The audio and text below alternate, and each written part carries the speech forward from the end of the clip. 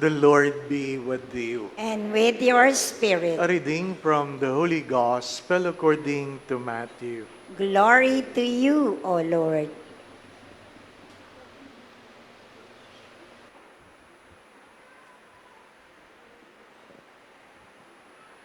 Jesus took Peter, James, and John, his brother, and led them up a high mountain by themselves. And he was transfigured before them. His face shone like the sun, and his cloth became white as light. And behold, Moses and Elijah appeared to them, conversing with him. Then Peter said to Jesus in reply, Lord, it is good that we are here. If you wish, I will make 3 tents here, one for you, one for Moses, and one for Elijah. While he was still speaking, behold, a bright cloud cast a shadow over them. Then from the cloud came a voice that said, This is my beloved Son, with whom I am well pleased.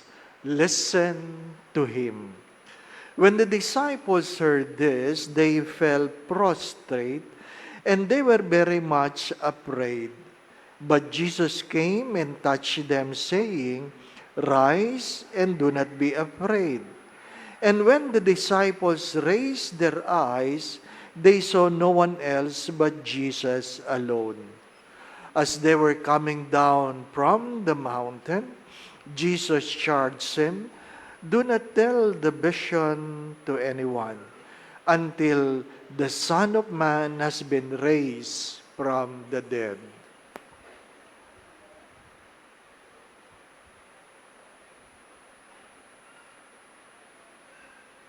Brothers and sisters, the Gospel of the Lord. Praise to you, Lord Jesus Christ.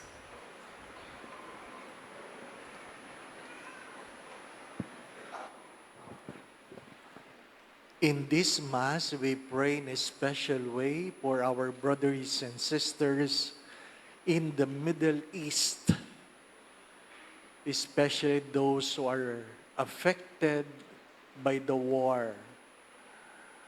We pray for their safety, we pray for their family. Binibiro ko yung mga taga Dubai because I have a scheduled Mission Filipino in October next year. Ano po? Sabi ko sa kanila, ano ba naman meron kayo? Nung first time niyo akong in-invite, may COVID. Nung second time niyo akong in-invite, na-stroke ako. Ngayong pangatlo, may gera na kayo. Ano ba naman? Di po ba, no? Sabi, tapos na yan, Father, tapos na.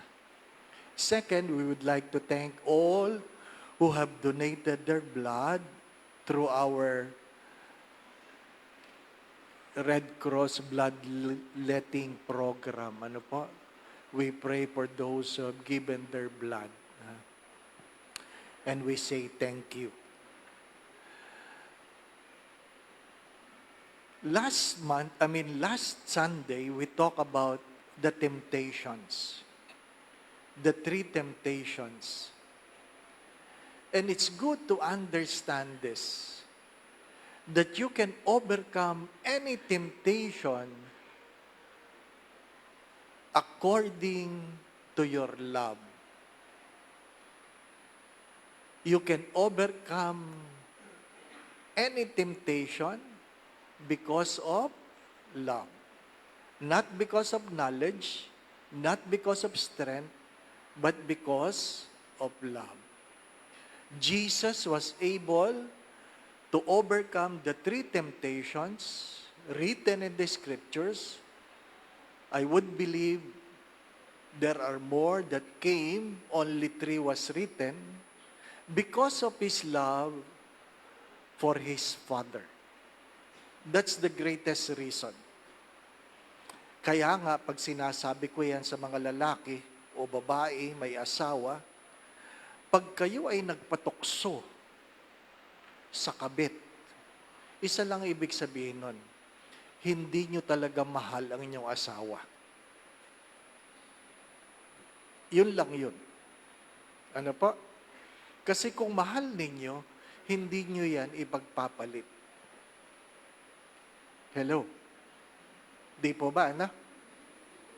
Kahit gaano kaganda ang manunokso sa inyo, kung mahal ninyo ang inyong asawa, hindi nyo yan ipagpapalit. Ganun lang kasimple. Kaya nga sabi ni Saint Ignatius of Loyola, to avoid sin, you must do something. You avoid the occasion and you increase your love. You avoid the occasion and you increase your love. Ganun lang yun.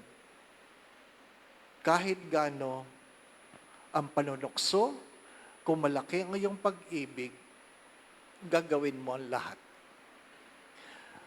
What is the reading trying to tell us today? Because of that love, Abram, take note, Abram said yes to the invitation of God. Well,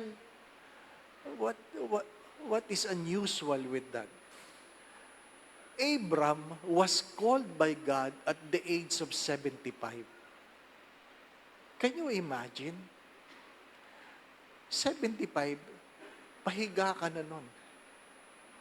Retired ka na nun. Ang iniisip mo nun, magpahinga na lang. Pero, dahil mahal mo ang Diyos, umuo ka. Di po ba, ano? Alam niyo ba ang pinakamahirap utusan? Yung nakainat na sa kama. Naranasan niyo ba yon? Yung nakahiga na kayong ganyan. Bigla kayong inutusan. Ang hirap nun. Oo. Pag-ibig talagang dahilan. Di po ba, ano? Inis na inis ako sa aso ko na kung kailan nakahiga na akong ganyan, pinatay mo na ang ilaw, biglang magpupupo. Talagang napapagalitan ko. Tapos titingnan kanyang napakaamong mukha. Diba? Wala kang dahilan para magalit. Ano po? Dala sa pag-ibig, you are willing to do beyond what is comfortable. What is the second reading trying to tell us? Because of love, you are willing to suffer. Because of love, you are willing to suffer. Many times I've said this, not all who suffer because of love. Hindi lahat na nagdusa ay dahil sa pag-ibig. Pero yung mga umiibig, willing na magdusa. Di po ba, anak? Hindi lahat na nagbibigay, nagmamahal. Pero yung nagmamahal, talagang hindi makapagtiis. Nagbibigay talaga sila. Hindi lahat na nagsasakripisyo, nagmamahal, pero yung mga nagmamahal, marunong magsakripisyo. Makapangyarihan ang pag-ibig sa bawat gawain. Kaya nga, ano ang punchline? Pag sinabing, mahal mo ako, di ba, ano? Naku, yari ka doon. Ha? Pag umuo ka, may kapalit yun. Di po ba, ano? Patunayan mo. Ha? The second reading reminds us of what? You are willing to embrace and endure not only difficulties, but even suffering. What is the gospel trying to tell us? We just came from Israel, and one of the places you visit is Mount Tabor, the place of the Transfiguration. And you will see the three tents or the three chapel. One for Elijah, one for Moses, and the middle is one for Jesus. Ang aking tanong palagi ay, paano nila nakilala si Elijah o si Moses? Na yung mga yun ay pinanganak, matagal na bago pa sila pinanganak. Marahil, there must be something distinctive in that person. And the many reflection is, Jesus is with Elijah and Moses because he is the fulfillment of the prophecy and he is the fulfillment of the law. Elijah was the prophet, Moses was the giver of the law. Hindi po ba? Pero, I would say, Elijah and Moses was there to tell the disciples that my son, my beloved son, is not Elijah, he is not Moses, and he is my son, so listen to him. What is the context? Because Jesus asked them, who do people say that I am? You are one of the prophets. You are Elijah. Di po ba? So, in that situation, in that occurrence, the Father affirmed Jesus that He is my beloved Son. He is not the prophet, Elijah, and He is not the lawgiver whom you know, Moses. He is my beloved Son. So, you listen to Him. My dear friends, my brothers and sisters, pag sinabing beloved, wala nang iba. Wala nang ibang minamahal ang Ama maliban kay Jesus at wala nang ibang nagmamahal kay Jesus maliban sa Ama. At dahil sa pagmamahal ng Ama, walang ginawa si Jesus kundi gawin ang kalooban ng Ama, dala ng kanyang pagmamahal sa Ama. Dala ng kanyang pagmamahal sa Kanya. Ano ang hamon sa Kwaresma? Naway gawin natin ang mga bagay, hindi dahil ito'y hinihingi, hindi dahil ito'y inaasahan, hindi dahil ito ang makabubuti, kundi dala ng pagmamahal. There are a lot of things we fail to do out of love. Minsan, ginagawa natin dahil tayo natatakot lang. Mga minamahal na mga kapatid, pag tinuruan mo ang bata na gawin ng may pagmamahal habang sila'y maliliit, you inculcate to them the value rather than the price. They will grow up appreciating the experience rather than the things they receive. As I always say this, what really matters most is not what your hands can hold, but what your hearts can keep. Anumang mahal na bagay na meron kayo, pagdating ng araw, magiging walang halaga yan. Magsabi kayo. Anumang mahal na bagay, magsabi kayo. Ha? Isipin nyo na, ano kaya ang mahal na bagay? Na pagdating ng araw, lahat yan ay walang halaga. Kahit gaano kamahal ang sasakyan mo. Ano pa? Nagdadrive kami. Nakasakay kami. Yung aming driver, sa pilgrimage, naging kaibigan ko na. Siyang may-ari ng bus company. At merong sasakyan sa harapan namin. Sasakyan. At sabi niya sa akin, that is the new car. Tinignan ko. Ang ganda nga naman. Sabi niya, that is a very expensive car. You can buy 2 buses with that car. At sabi ko, really? How much that car cost? Nung tiningnan namin sa Google, yung presyo ng kotse, 12.9 million.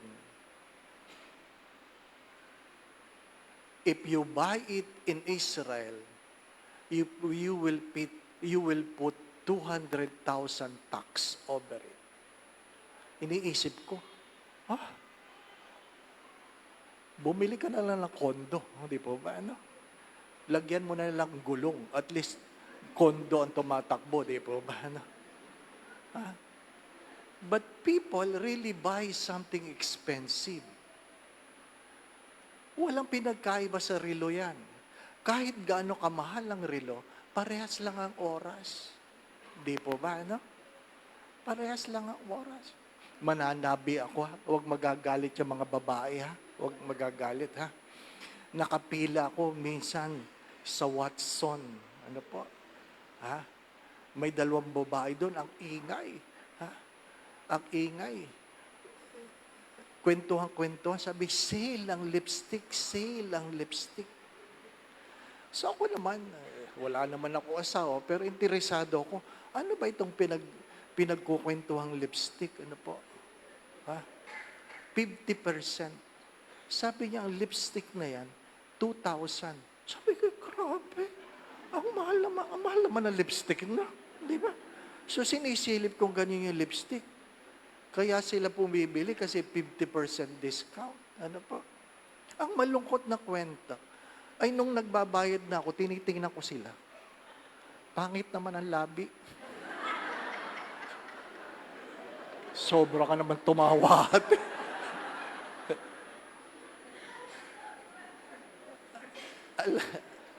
Alam nyo, sayang. Di ba, ano?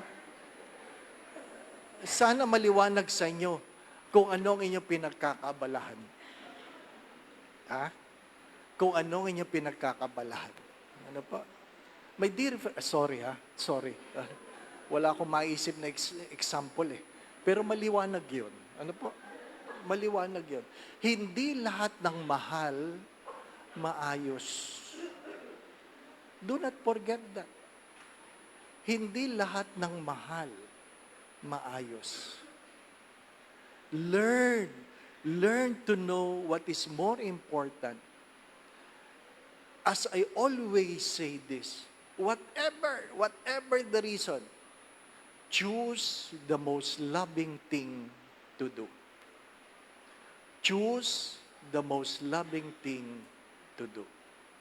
I assure you, you will be proud someday by saying, I have done it out of love, not by saying, mahal yan. Mahal yan. Because some people would say, uy, mahal yan. Kung ano ang mahal sa iyo, minsan walang halaga sa iba. Again, do not forget this. Minsan kung anong mahal sa iyo, walang halaga sa iba. Choose the most loving thing to do. Because if you are capable of loving, you are capable of enduring. Amen. Going back to what I've said, Abraham, in spite of old age, was able to say yes to God because he loved God. Saint Paul says, if you are capable of loving, you are capable of enduring. Keep that in mind. If you are capable of loving, you are capable of enduring. Kaya pag nahihirapan ka na, ang panalangin ay, increase my love. Increase my love.